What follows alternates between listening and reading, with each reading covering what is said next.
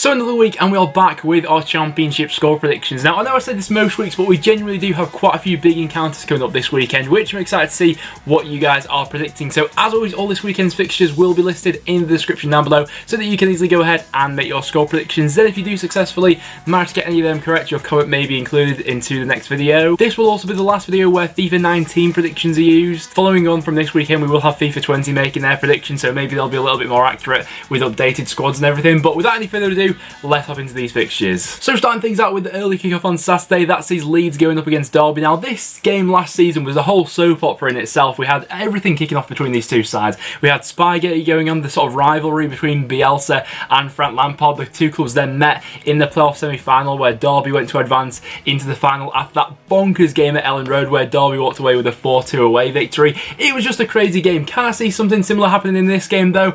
I'm not so sure. Leeds seem to be a little bit more assured this season than they were last time. We've spoken a lot on the channel so far about how good Leeds have looked going forward so far this season, and they have looked very good. They've had some very good passages of play, but so far this season they also hold the record for the best defensive record. They've only conceded 3 goals in 7 matches so far. They're going up against a Derby side who's still not really got going. They've only won 1 match this far into the league. They've only lost 2. They've been drawing a lot of games so far, Derby. And Philip Cocu hasn't really hit the ground running with this side so far. I think that the main problem that they have had has been sort of creativity from midfield. That's not been an issue for Leeds, who have looked very good in that area. For that reason, I think they'll dominate the ball in this game. They'll create a lot of chances, and if players are on form, I think Leeds should win this game, really. So for a prediction, I'm going to back the home side for a 2-0 victory. With FIFA saying it'll be a 1-1 draw. After that, we then got Birmingham going up against Northend. If you remember this game last season, Declan Rudd had an absolute howler. Keith Bell had, I wouldn't even call it a shot, it was sort of a clearance from the halfway line that ended up going through his leg. So he'll be hoping to have a bit of a better game in this one, but it's quite an interesting setup for this one. Birmingham so far have been very good at home. They're unbeaten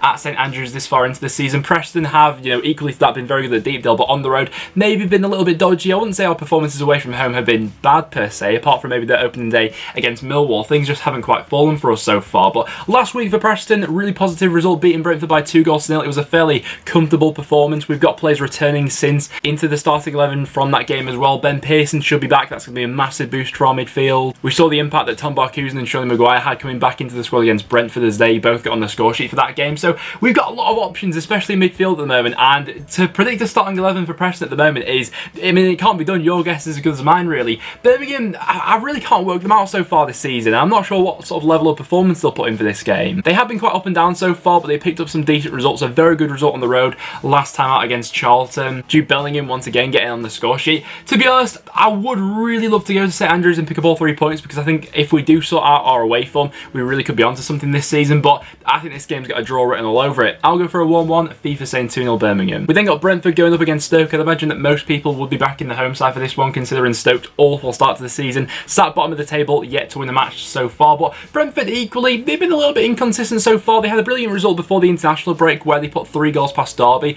Really good attacking performance, but then they couldn't really follow that up the following week against Preston Northend away from home, where they had a lot of the ball in some sort of threatening areas, but couldn't really craft out too many clear-cut chances. They'll be looking to put that right, though, against a Stoke defence who has been absolutely all over the place so far, and a team which in general looks shot for confidence. I'm interested to see how Stoke line up for this game, because lately they have been playing with that 3 at the back system, quite similar to Brentford actually. Brentford at Griffin Park tend to create a lot of chances, and I think that pressure will tell on a Stoke defence who is feeling the pressure at the moment. So for this one, I will back Brentford for a 2-1 home victory, with FIFA saying it'll be 2-1 Stoke. And our next one's a really exciting game. Bristol City going up against Swansea, 4th going up against 2nd. It should be quite a fierce match, actually. I'm excited to see how these two sides line up. Now, there have been contrasting reports while I'm recording this video about Benicophobe possibly being out for quite a while, actually. Nothing's been confirmed when I'm recording as of yet. I'm sure by the time you guys will be watching the video, it'll be a little bit more clear on the seriousness of the injury that Benicophobe has picked up, but if he is to be out for the foreseeable future for Bristol City, that'll be a massive blow for them. He's been a crucial part to their attacking lineup so far this season, and it'll mean that Bristol City will be leaning on a couple of different players for their goals for the rest of the season. They're going up against a Swansea side who weren't great in their last game. It was probably their worst performance of the season against Nottingham Forest, losing that game by 1-0.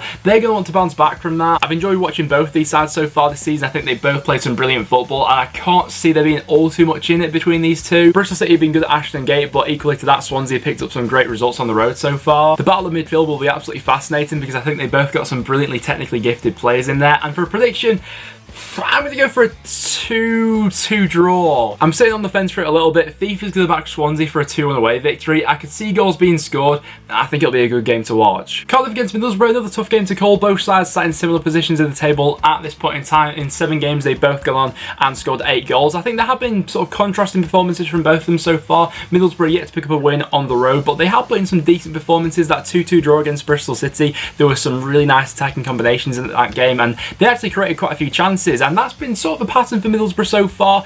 Quite the contrast to last season. They have actually been creating more chances this season under a new sort of attacking philosophy under Jonathan Woodgate. They've just not quite fully clicked into gear so far, although they are slowly setting the foundations as they are now unbeaten in their last 4 matches. Going up against a Cardiff side who, yeah, I'm still not sure what I make of them really. Their last game was a 1-1 draw against Derby County. Watching Cardiff in a lot of instances so far this season, I'm still yet to be blown away or watch a really exciting Cardiff City match. Hopefully that'll be this one this weekend. I thought they looked better in the second half against Derby when they were playing with a bit more width and a bit more pace and purpose going forward. Glatzel got his first goal in that game, so he'll be hoping to build upon it. And for a prediction, I don't think there'll be much to separate it. My gut feeling says that maybe Cardiff may just edge this one. I'll back them for a 1-0. Thief is going to say 1-1. I don't think there'll be much in that one. Luton against Hull City sees 2 very similar sides going up against each other in my opinion. 2 sides who have looked good going forward so far this season but can't really defend. Hull so far only picked up 1 win, and Hull have been a really weird team because in instances I've really liked some of the football that they've been playing, but they just can't consistently do that over 90 minutes. They'll have a good 45 minutes and then they'll have a disaster of another 45 minutes, and they're quite a hard side to work out at the moment. The last game they had a 2-2 draw against Wigan. They probably should have gone on to win that game, but not killing it off and falling off in the second half once again like we have seen a couple of times from Hull so far this season, allowed Wigan to get back in it. They can't afford to do that against a Luton side who have looked very good at home so far this season and who have been scoring a lot of goals. Losing in that last game, bro, a little bit naive, a little bit slow to start the game against QPR. All of a sudden they found themselves 3 goals down. They almost clawed it back, making it 3-2, but just couldn't quite get that last goal. Luton being back at home though, I think they have looked quite resolute so far. That diamond in midfield and then 2 up top has been working well for them, and with Hull being a little bit dodgy at the back, I'm just going to fancy the home side, I think, in this one for a 2-1 victory. With Thief saying it'll be a 1-1 draw. I can see goals being scored in that for sure. Millwall against QPR is a really interesting one. QPR I thought were absolutely brilliant in the first half against Luton. They put 3 goals past them, played some electrifying football going forward. Eze and Naki Walsall linking up with each other absolutely fantastically. The second half they did fall off a little bit, but they did go on to get all 3 points. That wasn't the case for Millwall last weekend, who put in a pretty shoddy performance away at Blackburn Rovers. It's difficult to judge Millwall at the moment because they do set up quite differently away from home than they do at home. I expect them to be a lot more positive when playing at the Den. Against Blackburn at Ewood Park, it looked like they were happy to sort of play for the point in that game, where I don't think that should be the case in this one against QPR. But QPR have already shown themselves to be quite savvy on the road so far this season. They have picked up 2 away wins. Very impressive performances against the likes of Stoke City and Sheff Wednesday. They've shown that they've got goals in them. Only Preston and Bristol City have scored more goals than QPR have so far this season. I do think they've got that little bit more firepower than Millwall do have. It's 2 different systems going up against each other, so I'm interested to see how they can interact one another. And to sit on the fence, I feel like this one may be a draw, but I'm just going to edge towards QPR for this one for a 2-1 away victory, and Thief is actually going to agree with me for that one. And then we got Nottingham Forest going up against Barnsley. Now, considering some of the sides that Forest have played so far this season, I actually think it's been a very positive start to the season for them. The real test, and as silly as it may sound, does come against a side like Barnsley, who are sort of struggling to form at the moment. If you remember back to last season for Nottingham Forest, they came unstuck in a lot of these games against sides who were nearer the bottom of the table, coming to the City Ground. They lost a lot of needless points last season, and this is the sort of game where we can really see the difference between Forest of this season compared to Forest of last season. And I don't think that this game is a given either. You know, Barnsley, despite going on a pretty dreadful run lately, they've not won since the opening day of the season. I thought that in their last game against Leeds, they put in a decent performance in that game. They created quite a few chances, and if they were going up against anyone that wasn't Leeds on that day, they probably would have got something from that game. Goals have been a bit of an issue for Barnsley so far this season. They have only scored 4, although they do tend to create quite a few chances per game. It's just they've not really been that clinical so far. But Nottingham Forest, this is a real opportunity now to continue this unbeaten run, and you probably would expect them to win this game, although it would be typical of Forest to go up against all these sort of top 6 sides and get great results and then lose this game. So who knows with Nottingham Forest. But for a prediction, I will back the home side for a 2-0. And then we got Reading going up against Blackburn. Now, the away side has kept 4 clean sheets in their last 5 championship matches. Now, that's a really impressive record considering that was their main weakness from last season. They're going up against a Reading side who have been a little bit hit and miss lately. They have lost their last 2 matches. Their last game against Middlesbrough Hillsborough. I thought they got a little bit unlucky not to get a point from that game. They created quite a few chances. Things just weren't quite falling for them. And Reading have had a bit of an odd start to the season because we've seen some real promise for them. You know, after that game against Cardiff when they put 3 goals past them, they looked absolutely brilliant going forward. Midfield was operating efficiently. A lot of people, myself included, thought they'd really go in and kick on from there. They haven't quite done that and results have slid off a little bit in recent weeks. Blackburn will be a stern test for them in this game because, like I said, they have been so good defensively and they have started to score a few more goals now. Bradley Dack's got 2 goals in his last 2 matches. He's been looking a threat lately. Away from home though with Blackburn, I don't think there'll be much in this one, and I'm actually going to be a bit boring and say this one will finish goalless as a 0-0 draw, with FIFA saying it'll be 1-0 Reading. And then we've got Sheff Wednesday going up against Fulham. Gary Monk in his first home game at Hillsborough comes up with a real test against Fulham. Now, Sheff Wednesday so far have been a little bit indifferent with their start to the season. They've sort of been beating the sides who have been expected to finish below them this season and then losing against the sides who are expected to finish above them. So going up against Fulham at Hillsborough will be an interesting one. Fulham in their last game I did think got quite unlucky not to get all 3 points against West Brom. They had 70% possession in that game. I think they had 17 shots as well, but that finished as a 1-1 draw. Knockout scored a brilliant goal in that game, but I think they hit the crossbar twice, and a lot of their attacking players had quite a few chances, and on another day they probably would have gone on to get all 3 points from that game. Sheff Wednesday did get off to a good start with Gary Monk beating Huddersfield away from home by 2-0. Kadeem Harris and Stephen Fletcher linking up well for that game. We also saw Sam Winnell getting back on the score sheet, a player who, I'm not going to lie, I pretty much forgot played for Sheff Wednesday, but maybe he'll be getting a bit more football going forward into the future now.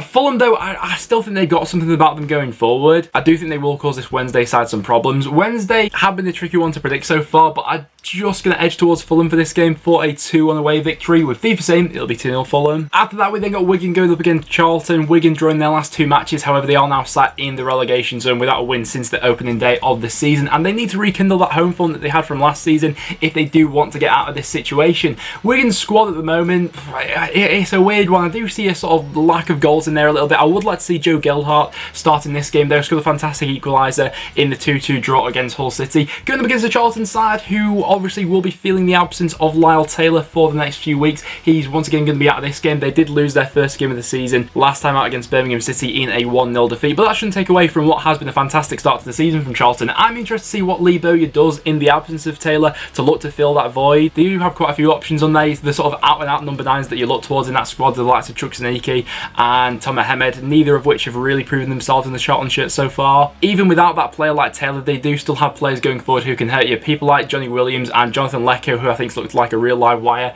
has been good so far. Wigan need to get points on the ball from somewhere, but Charlton will be no rollover. I'm going to go for a 1-1 draw for this game. I fancy Wigan for their 3rd successive draw, with FIFA saying it'll be 1-0 Charlton. And then to round things off on Sunday, we see West Brom going up against Huddersfield. Cowley in his first Huddersfield match losing against Sheff Wednesday. Probably not the ideal follow-up match to that, an away trip to West Brom, who are unbeaten this far into the Championship. They are unbeaten, although there has been quite a few draws dotted in there so far this season. I think that this is the sort of game where West Brom will obviously be targeting all 3 points. West Brom, I'm interested to see how Huddersfield set up against them, because if they look to stand off them a little bit, then West Brom could really cause them some problems. The 3 that like to play in behind the striker, I think, are really starting to form a partnership with each other now. We saw that in the game against Blackburn, where they put 3 goals past what is a very good defence. Huddersfield, similar to Stoke, yet to win a match so far this season. I'll leave a poll for you guys to vote on. Who do you think is going to win a match first? Will it be Huddersfield or will it be Stoke? And will it be this weekend? For me personally, I'm not so sure. I do fancy West Brom at home. They got a decent point on the road at Craven Cottage last time in a 1-1 against Fulham. And for this one back at the Hawthorns,